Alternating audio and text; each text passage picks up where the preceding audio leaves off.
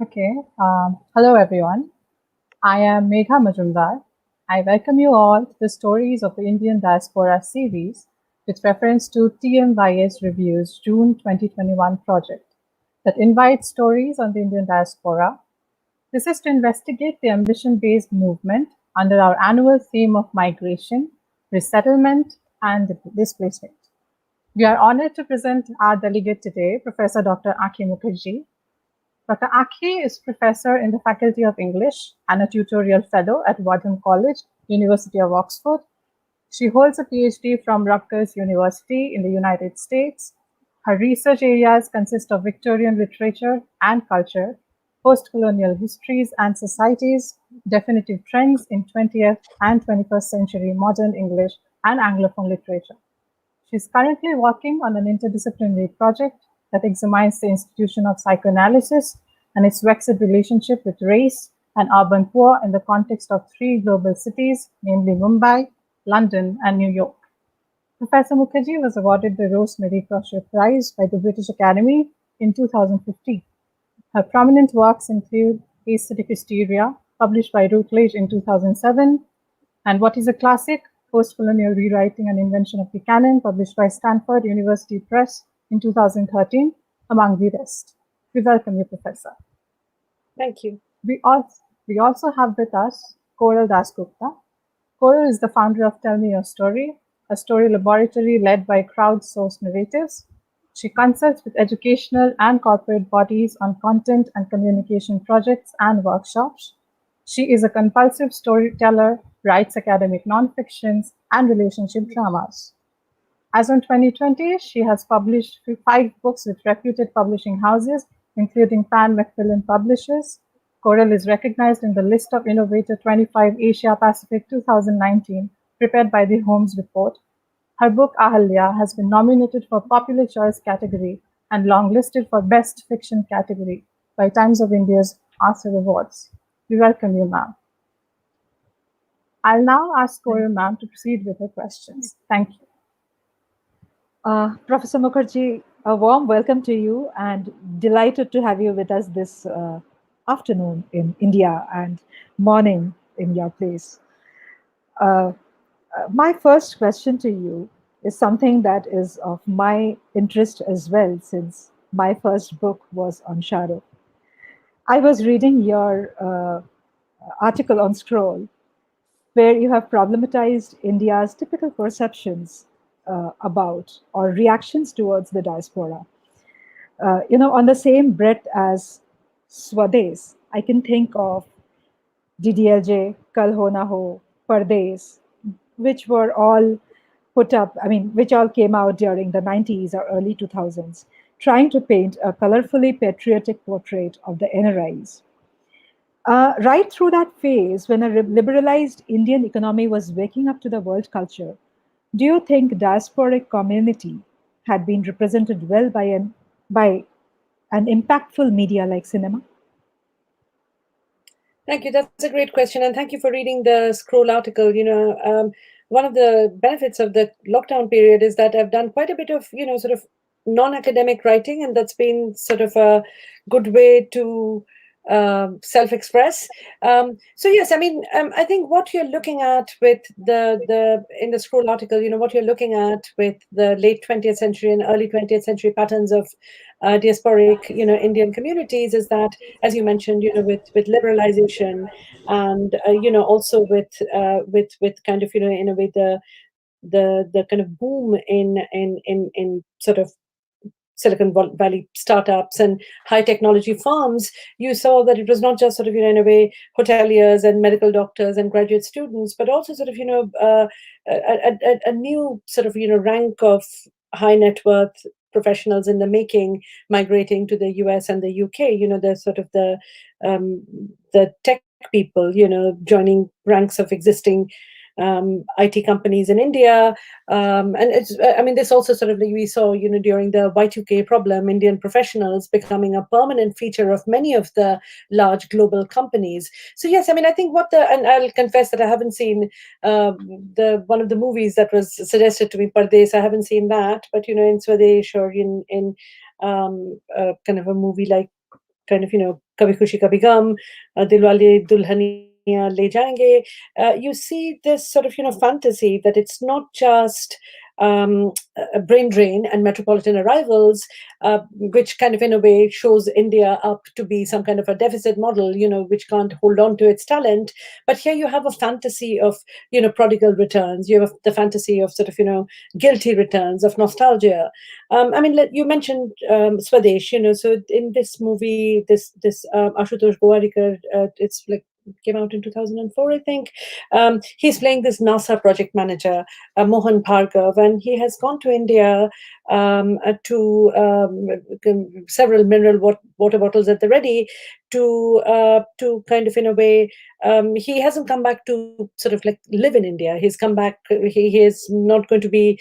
He didn't even think he would rattle around villages in passenger trains. So that kind of that moment of awakening when he buys kind of water from a child vendor and drinks it from an earthenware cup. He's paid 25p for this.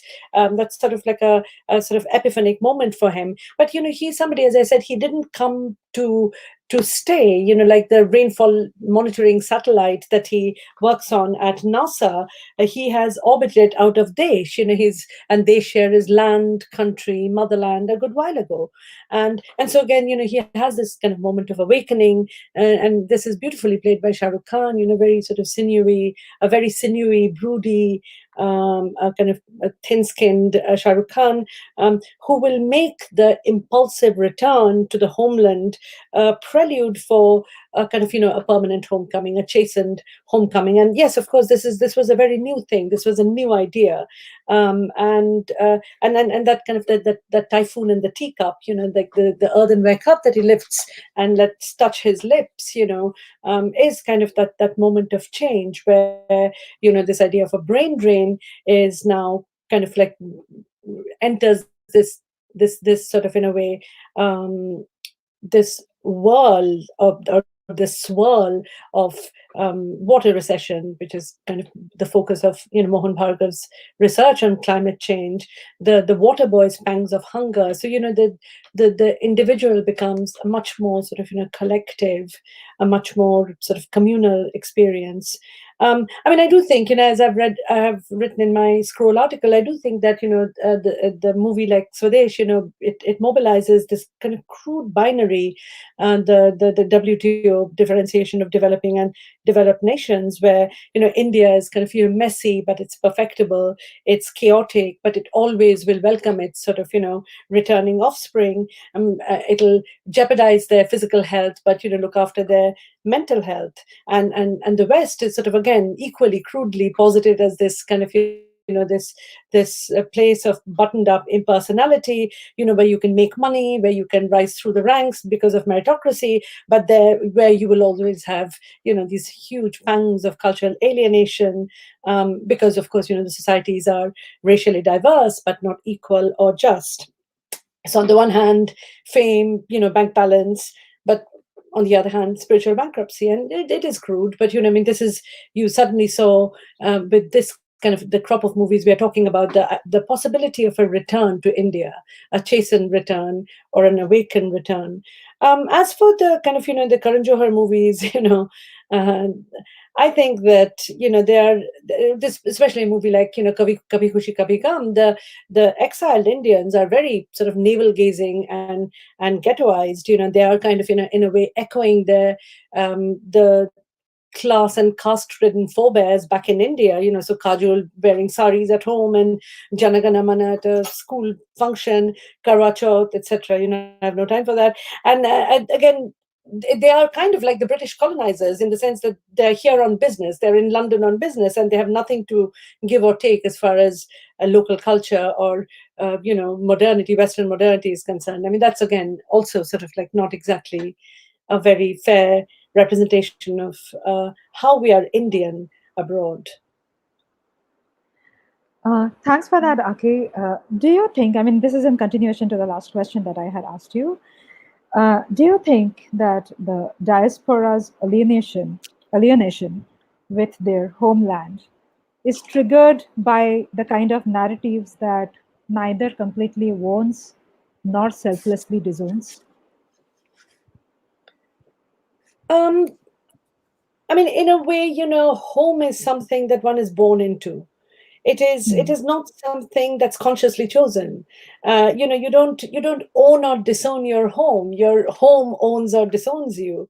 Most of us who live in the diaspora, we get very used to the double life and the constant code switchings. And at the end of the day, of course, there's great homesickness. There's great a great sense of so much we have lost. There's a great sense. I mean, to give you a kind of very very quotidian, a very banal example, most of our holidays, let's say Durga Puja, Saraswati Puja as a Bengali, I mean, I'm a completely desacralized Bengali, but these mean something to me in terms of, the kind of community values, in terms of the sort of cultural values they promote, and they're never on a holiday. So, you're constantly living with this dissonance that what matters to you, what is important to you is not important to the mainstream culture where you are, which you inhabit.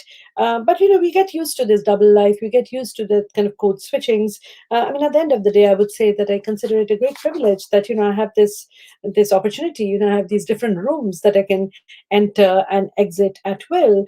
And I will say that instead of like really endlessly moping around, thinking about my alienation, thinking about things I've lost, I myself try to sort of renew and sustain my connection to India through an immersion in language. For instance, I do more and more sort of the languages that I have learned at university, whether it's Sanskrit or Bengali. I try to sort of go back and read them again and retool myself, not just to sort of talk colloquially in that language, but to read and write in these. I try to I follow Indian politics obsessively. It takes a toll on my mental health, but I do follow it obsessively. I try to teach in Indian classrooms every time I go to India. I mean, again, that's another way in which I try to overcome the alienation by looking at, and that gives me the hunger and the energy of the hunger. I don't mean physical hunger, but this kind of great, which I had myself. This great sort of aspirational force of the Indian classroom completely energizes me. The number of times when I've been asked to kind of talk on a given topic, but in the Q&A it descends to Ankhi, what do I have to do to kind of get a place in a PhD program? I absolutely love that. I love that kind of contact, that kind of transference. I want to pay it forward. I kind of had a few opportunities myself, and I definitely want to kind of in a way pay it forward. And I find that this is not always conscious. I find that almost all my research projects these days are kind of they have a strong India angle where I'll have to go and stay in India. And this has something to do with the fact also that my parents are getting old and I want to spend more and more time with them. But yes, I mean, I'm, for one, don't spend too much time thinking about alienation. I try my best to forge new connections. And sometimes it involves a lot of work on my part, but I'm willing to put that in. Right. Thank you so much, Professor Mukherjee. Megha, please take it ahead before I come back. Sure. Professor, a very warm welcome to you another time. And I would directly move to one of your works. So, your book, What is a Classic, revisits the famous question posed by critics like Sandoval or T.S. Eliot to Jim Coetzee, and to ask how classics emanate from post colonial histories and societies. And to answer that with binaries isn't something the modern literary enthusiasts would have encouraged. And so, for which you very superbly, of course, demonstrated the seriousness of the question and intellectualized the entire concept altogether, and with the basic ideas of movement and dispersion. So, how would you situate the troubles, the quote unquote tears, tiffs, and triumphs faced by a book in becoming a classic, and in a post colony where you say that there is a constant need of creating one's own library or self archiving in a way? Thank you. I mean, that's a wonderful question. And I would just like to kind of clarify that in What is a Classic, I am looking at, if I'm looking at Indian literature, I look at kind of, literature from 5 continents. But when I'm looking at Indian literature from the subcontinent, I'm primarily looking at literature written in English. And there is still, there are these sort of, these hard-bitten prejudices about colonial metropolises and colonial peripheries. And it's almost as if, there are all these kind of, ways of being consecrated, which books are translated, which books are picked up by prize committees, which books are taught in classrooms, which books are put on curricula, where even though we know that, this book is a fantastic classic, it takes those stages, which tend to emanate from the West to kind of consecrate it as a classic of English literature. So that is one of the kind of the processes of dissemination I was trying to describe in what is a classic. And I remember just before Arundhati Roy won the Booker Prize, I remember having a conversation with one of the kind of I didn't know she was on the jury then, but somebody, a very, very famous Victorianist, and she said, "Have you ever heard of Arundhati Roy?" And said, "Of course we've heard. She's a big cultural presence. She has made movies which I have really liked. She's an architect, and she's extremely sort of multifaceted and talented." So my point is that we knew her. We knew of her sort of in a way very volatile talent, but it took a Booker to kind of put her on the world map. And in What is a Classic, I'm really looking at the way in which the post-colony enters these contestations of meanings, these kind of not just sort of like being counted, not just sort of entering the reckoning, but also contributing to the processes in which because each book generates its own terms of exegesis. A book like Arundhati Roy, it kind of makes people think about narrative and time. It makes people think about kind of vernacular Englishes. It makes people think about caste. However flawed the book is, flawed but great, I would say. The book is, it makes people think about these kind of the very terms through which we not just read the book, but we read literature in general. So I have in What is a Classic described the ways in which, for instance, the way in which Derek Walcott uses the Greco-Roman classics to talk about kind of the contemporary Caribbean. And I've talked about these processes, and the point is not that the classics need to kind of in a way arrive at a metropolis, Western metropolis, to become such, but the fact is that the global literary marketplace is such that it is really kind of in a way very important for that translation and that transmigration to happen, for these books to be read widely. And I for one, and I'm always sort of in a way trying to teach books that are not necessarily sort of very, very well known, but that I think ought to be on an English literary curriculum. As far as one of the things I mentioned in What is a Classic, and this is not exactly so much about how do books become classics, but how exactly do we, in a way, take the reckon with what Gayatri Spivak calls the epistemic violence of colonial education to become academics and authors and writers in English. And I've used the term sort of self-archiving, where we are handed we are handed set texts. People in my generation, at least, when I started my doing my PhD in the US in 1995, I thought I would write on T.S. Eliot, and it was not, I was, and I became a Victorianist, and then I became a post-colonialist in the West. And but I think for people my generation, we were handed set texts, and we had to sort of in a way move through the kind of fairly stifling protocols of what in the post-colony was still sort of a deeply sort of colonial education. It has changed now with the many, many generations of, Indian writers in English, for instance. It's become much easier to sort of, create new genealogies. And of course, every time I talk about India, I don't just think about India, I think about the subcontinent, the genealogies of, authors from Pakistan and Bangladesh and India. I do think that you don't need like Naipaul to create a jerry-built canon in which you can place yourself. That canon is already there. It's always already there. We have so many generations of authors. So, yeah. Dr. Mukherjee, yeah. Can I go ahead, Megha? Okay, yeah, sure. Over to you. Yeah.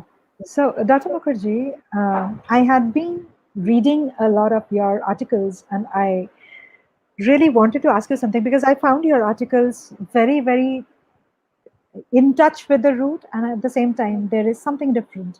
So instead of me commenting on that, I would like to know from you that Indian writing and literary learning has its own unique, diverse, and cultural richness.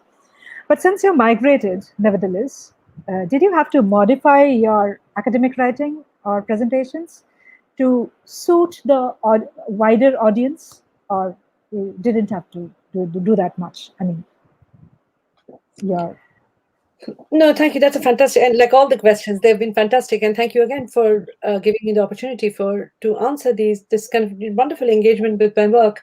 I mean, I sort of shy away from very binaristic divisions between my life in India and my life here. I grew up in a small town. I grew up in Bardhaman, a small town in West Bengal. I went to the only English medium school there was at that time, the only co-ed St. Xavier's. And I mean, I read, this will sound incredible, but it is true that I read a huge amount of English literature before I was 16, when I was also reading Bengali literature, when I was also learning Sanskrit as a third language, hearing Hindi, etc. And I do think that the formation, the formation, the my love of English literature, I used to constantly have this kind of battered dictionary in hand, and I loved looking up words, and these were there. These kind of like the deep roots were always already there. I didn't suddenly become acculturated to English literature when I moved to the United States in 1992. So I don't want to make these are not sort of watertight compartments of my life. I am, as far as audience is concerned, I'm an academic at present, speaking to academics, but I would always want to be read beyond an academic audience, and I would always want to be read beyond the sort of Anglo-American academy, which is sort of my stomping ground. And in both What is a Classic and my new book, which is called Unseen City: The Psychic Lives of the Urban Poor, I try to make my research and my argument accessible to wider and wider readership. So not diluting the complexity and difficulty of ideas, which my specialisms and my sort of very in-depth research confers, but also not writing in a sort of jargon-filled, overworked prose that rebuffs the sort of general reader. I mean, in Unseen City, for instance, the book that you mentioned, it's in press right now. I bring together literature. I bring together cultural discourses and mental health paradigms to study the nexus of, mental health and poverty. So I'm actually, in this book, I'm arguing for not just an adapted psychoanalysis, but an adapted way of looking at the overall, the psychic life, as Judith Butler calls it, the psychic life of poverty. And kind of, my argument is that the equity of psychoanalytic unconscious is key to poverty alleviation. And so, here I don't just want academics to read my book, or even sort of my university students. I want psychotherapists, social workers, lay counselors, NGOs, policymakers. I want them to reckon with my argument and with my research of like nearly 10 years and my kind of very hard won findings. So yes, I mean, I do think that in a way I am trying to sort of modify my academic writing to suit a wider audience. I went to graduate school in the United States, and I live in the UK. So I would say that, of course, there are many ways in which my prose has been modified, but it also, has very, very strong kind of traces of my Indian and US formations. I mean, I think you're right in thinking that, of course, when you want to write as a critic, you have to kind of cultivate a certain kind of impersonality, or a sort of elimination of escape from personality. And yes, I mean that's definitely something that I've had to do as well. But as I wrote, sort of in the opening pages of What is a Classic, I try to do it with a sense of absurdity intact. That ultimately I am I am a woman who grew up in small town India, who is now in charge of transmitting British literary history to the British. So I mean, I do try to sort of like keep that sense of absurdity alive to keep me rooted. I think, Professor Mukherjee, we connected for a reason, because just like you said, one of the reasons why we started Tell Me Your Story is to popularize academic research so that common people connect to them and they don't get locked in some library and only for researchers, and common people can take more informed decisions. So I look forward to this being just the initiation of many more. Megha, please go ahead. Okay, ma'am, before anything else, I would like to say that we connect on this ground of belonging from Bardhaman. Even I am here wow. right now, but yeah, I'm studying in Kolkata though, from Xavier. So, okay, like you already mentioned a lot about how you want to be read on a wider scale.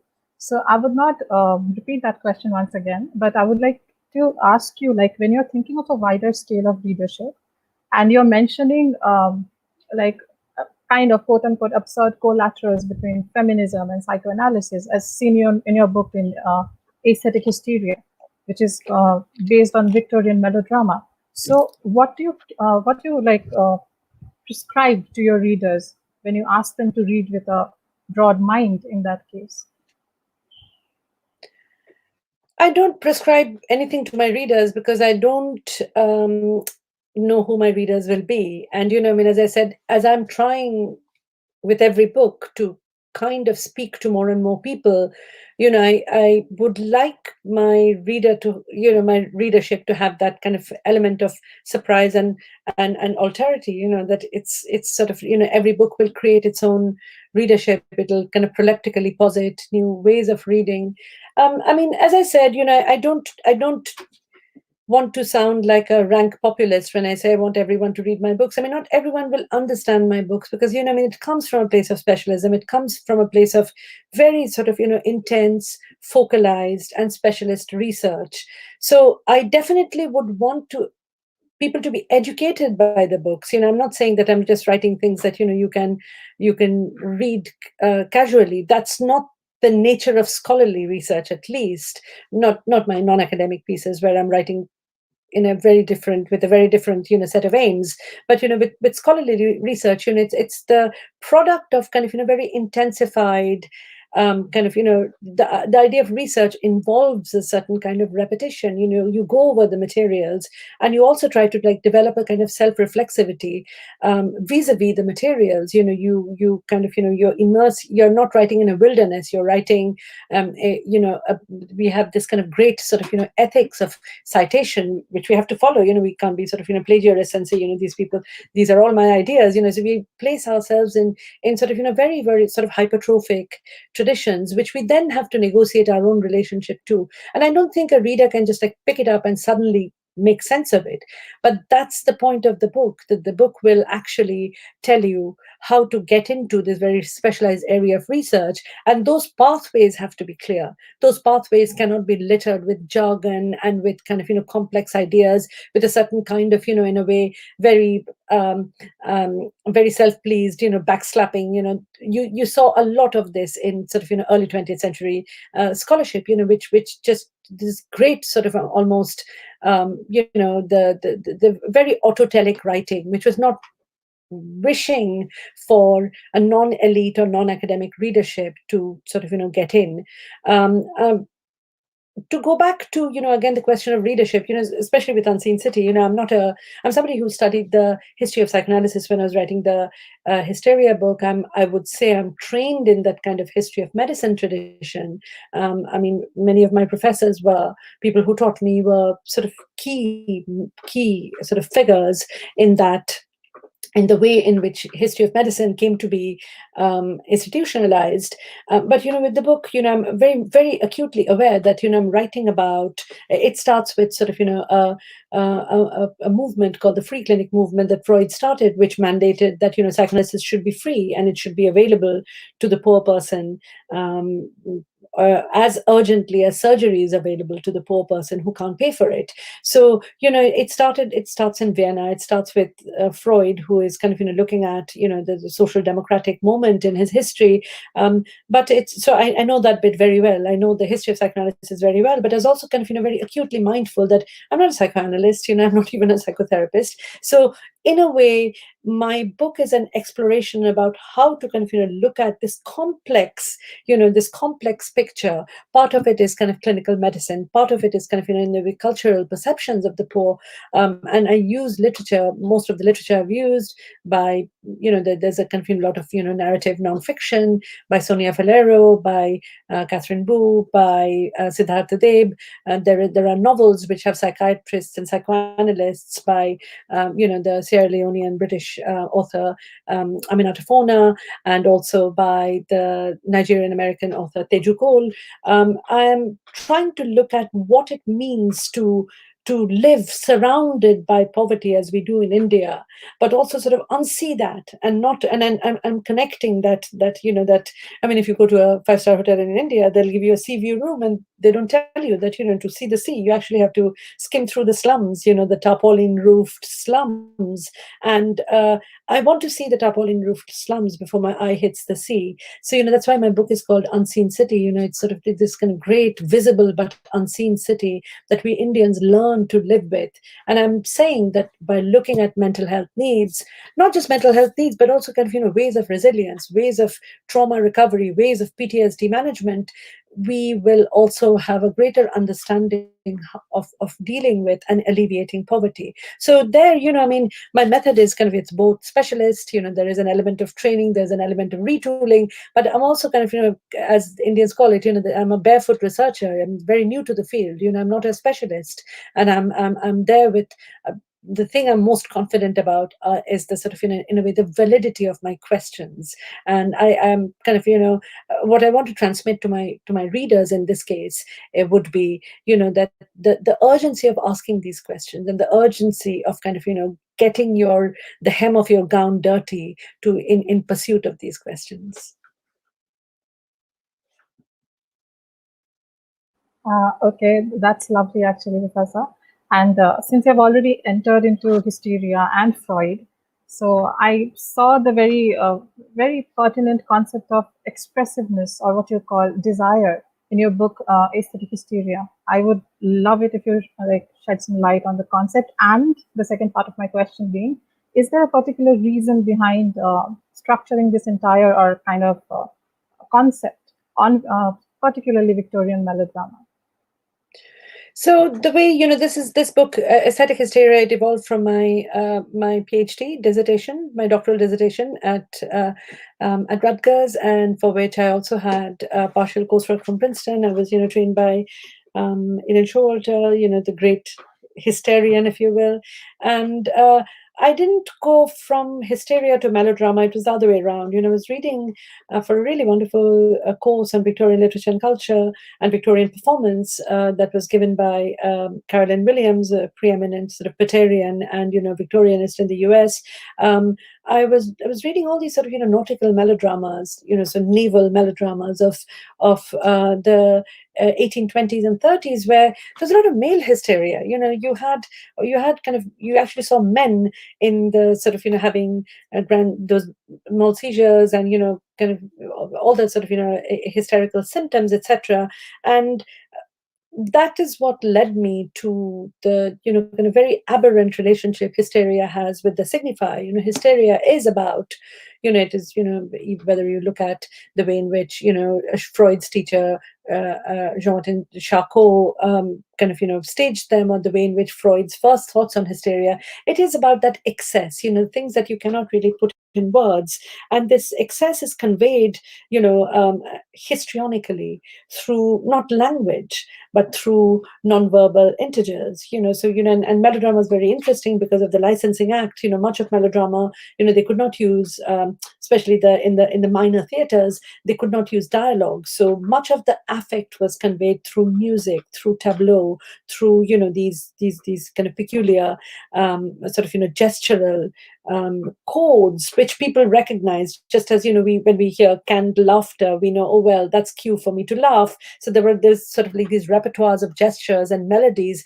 that people recognized culturally, and they kind of had this shorthand of knowing how to emote to what was happening on stage. So yes, I mean, Victorian melodrama is kind of very fascinating, and I was particularly fascinated with the kind of very early melodrama, as I said, the nautical melodrama, where you saw male hysteria, but also sort of mid-century domestic melodramas. They're fascinating because you see very difficult cultural and social taboos and impasses played out at the level of the bodily or at the level of the gestural. So, the impasse is not spoken about, it's not argued, it's not protested.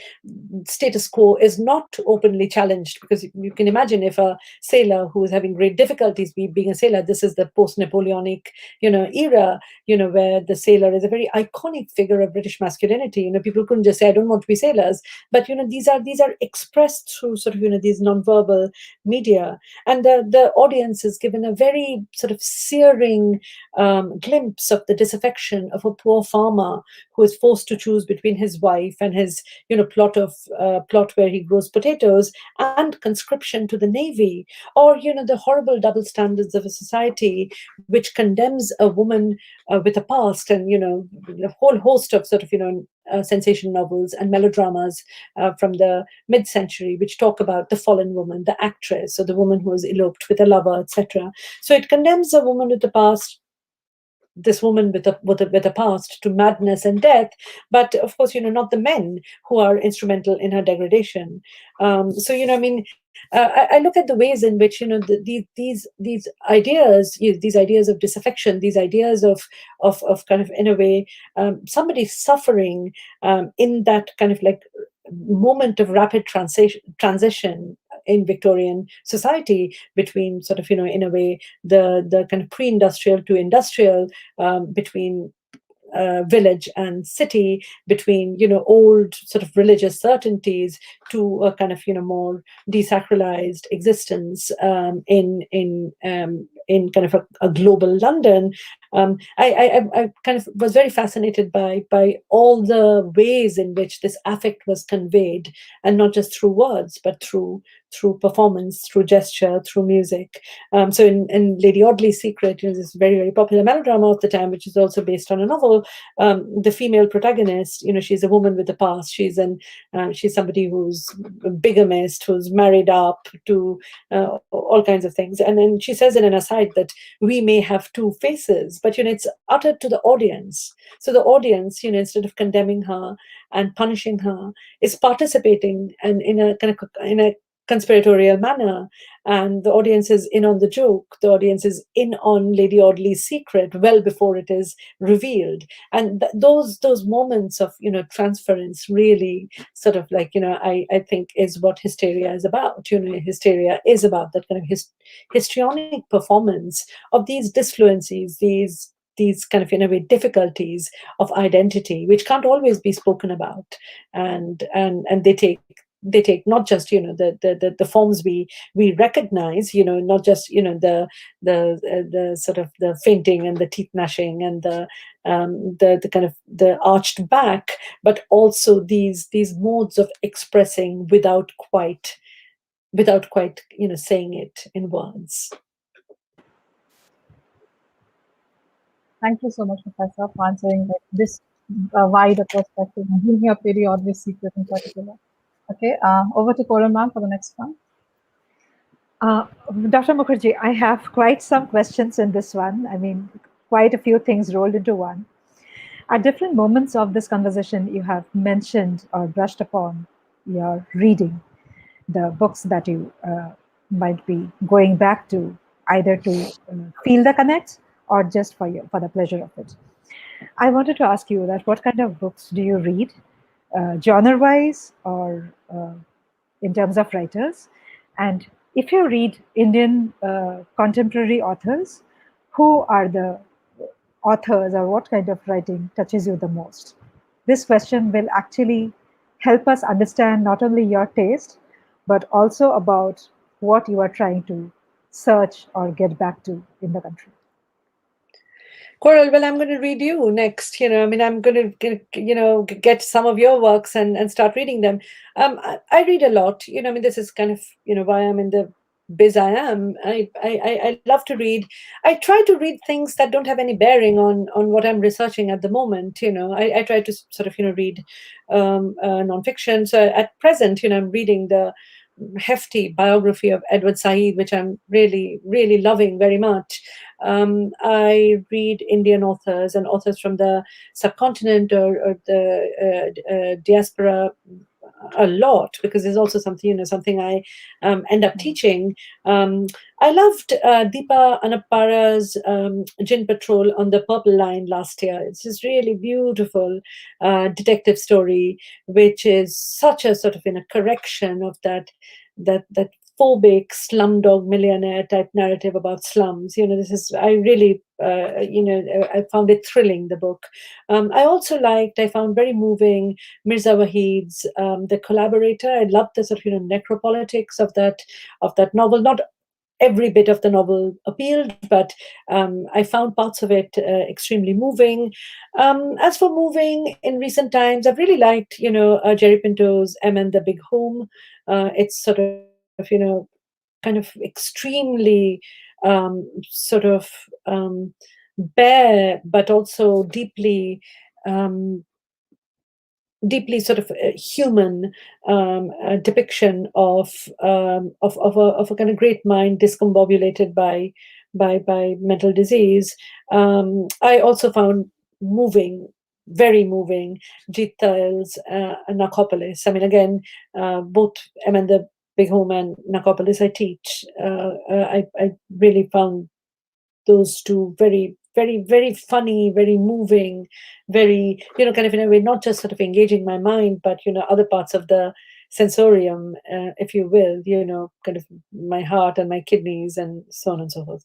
I read, I mean, as I said, I'm trying to read more and more Bengali because I used to be very, very fluent in reading and writing, but I also didn't exactly study it beyond the age of 16. So I do try to read more Rabindranath Tagore, and mostly I read these sort of large swathes of poetry that my father sends on WhatsApp. My father and his sisters, they were a generation where they really memorized Rabindranath, and many of the poems, long poems, even though he's sort of in a way old and infirm, he can just recite from memory. So I really love that connect. I am rereading a really, really extraordinary resource on kind of partition literature, which is Atin Bandyopadhyay's Nilkantha Pakhir Khonje. I'm reading it, not only reading it, I'm hoping to actually, write an article on it. So yes, I mean, I read most of the time. I'm also sort of, keep in mind, rereading. Next term, I have to teach a course that's called English Literature 1760 to 1830. So I'll be going back to my Jane Austens and Fanny Burneys and my Byrons and Keats and Shelley, but I also try to always have 2 or 3 books that I read just for fun. Dr. Mukherjee, I would have gifted you a book called Chaurungi by Shankar if we stayed closer. Sometime maybe I'll get that up. I have read it, and it's one of my favorites. It is one of my favorites. My favorite also. Megha, over to you. Okay, so since you have talked about your interests in books, so you in your latest publication, Dancing City, you have tried to stitch the beads of diaspora and psychoanalysis in the same garland. So I'll ask you personally, who comes in your mind when you think about the psychoanalytical discipline, and if there is a favorite among them or who you can relate with the most in this discipline? Well, I think people who know me will know the name I will mention, which is Sigmund Freud. I mean, I do think that he's the greatest sort of philosopher of any kind of mass displacement.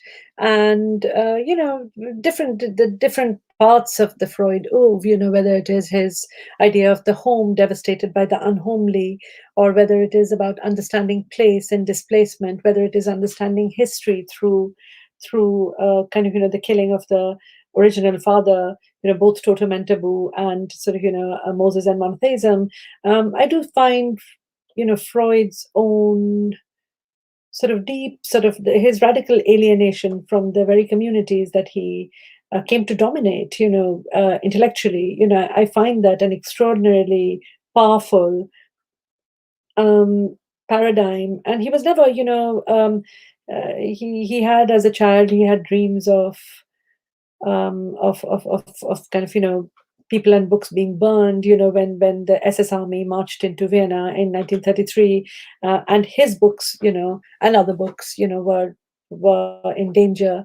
He kind of, he commented very presciently that, in medieval times, not just books, but also authors were burned. So, I find him an extraordinarily a haunting presence on what it means to sort of have that very precarious relationship to one's fame and fortune in a society where you are, for all your achievements, you are still other, you are still sort of in a way marginalized. And there are many others. I find the work of Gayatri Chakraborty Spivak, though she's not exactly known as a psychoanalyst, but I find her work extraordinarily important for understanding the kind of someone like me negotiating power structures. I think the different paradigms she's given us, whether it is the way, she didn't invent the paradigm of the subaltern. Of course, she borrowed it from Gramsci, and in collaboration with subaltern studies scholars. But this idea of the subaltern, somebody who is again always already speaking, but the role of the critic is then to capture the voice consciousness, if not the voice. And it's this voice consciousness that I was also referring to in relation to melodrama and hysteria, that signifying happens, even whether or not it's in words. So I find that idea of kind of in a way subaltern speech very powerful. I find her ideas of the native informant, how to kind of in a way keep being on the move, not to ossify into this kind of this anthropological collaborator. I find that extremely useful.